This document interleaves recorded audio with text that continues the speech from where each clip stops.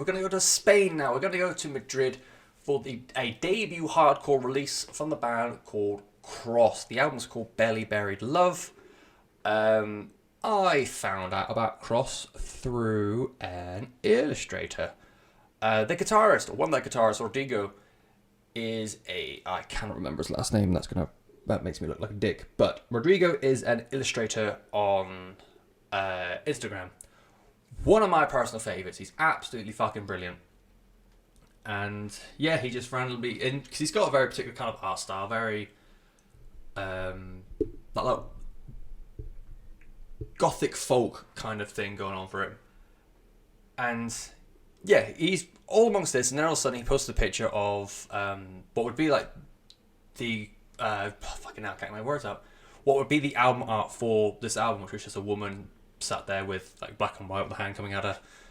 Very, very different. So like really stuck out. It's like, oh yeah, by the way, guys, I'm also part of this band. We're about to release this album, and here we are. Here's Crossed.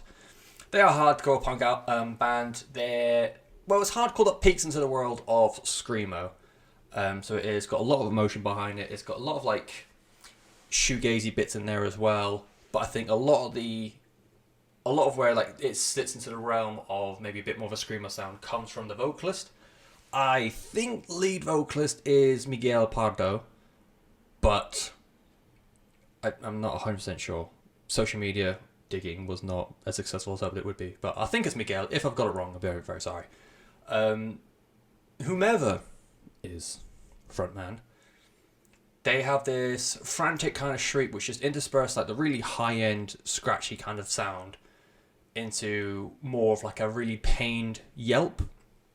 And it reminded me of that. It reminded me in that regard of Jacob Bannon, of course, of Converge fame, and Converge by vocal sound, Converge by, in some ways, music sound as well. It's not Converge 2.0, and it's very much. I don't even think they're trying to be the next Converge kind of sound.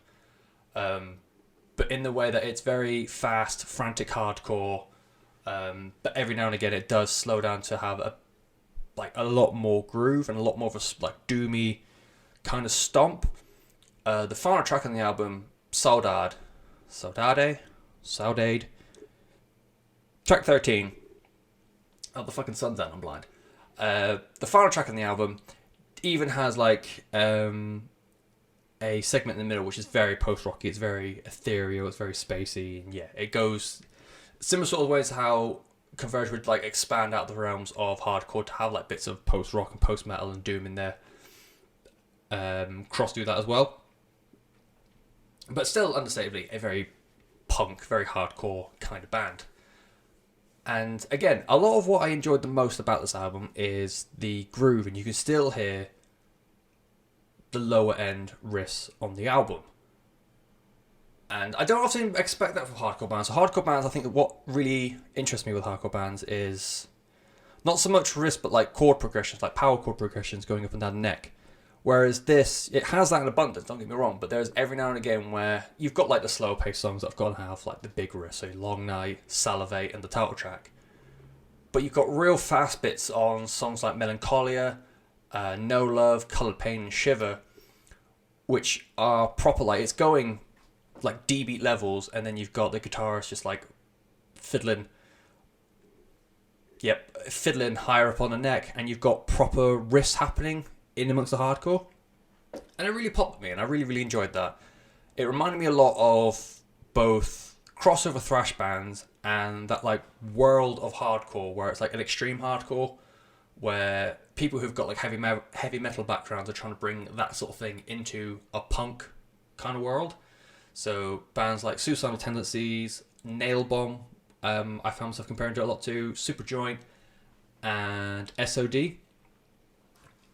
And like similar to all those bands, it's very fast, it's wicked speed in amongst songs, but still it's not just power chords. You've also got a lot of like really ear-catching riffs. And I've compared them to a lot of different sources. Nothing about this album, it's not reinventing the wheel. It's not going to be anything you haven't heard before. But the way they've done, how they've done it, and what they're doing and how they're trying to blend various influences together to make their sound. This was a really, really fun album. It's short. I think it's only, I don't have the time in front of me. I think it's just over half an hour long. So blink and you'll miss it. It's a lot of fun album. And if nothing else, the biggest selling point from the album is track 2, Melancholia. There's the bulk of the song, it's 1 minute 23, the bulk of the song is just the vocalist screaming, I want to die. And that's just going to set your day straight and narrow, that is. It's really fun. If you're into hardcore, I prefer this to the Leech album. I think it is because as much as it is fast and abrasive, it's still a more cleaner style of being angry.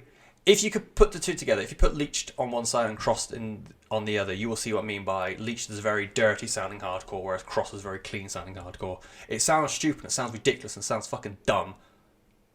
But trust me, you'll get it. The album is called Barely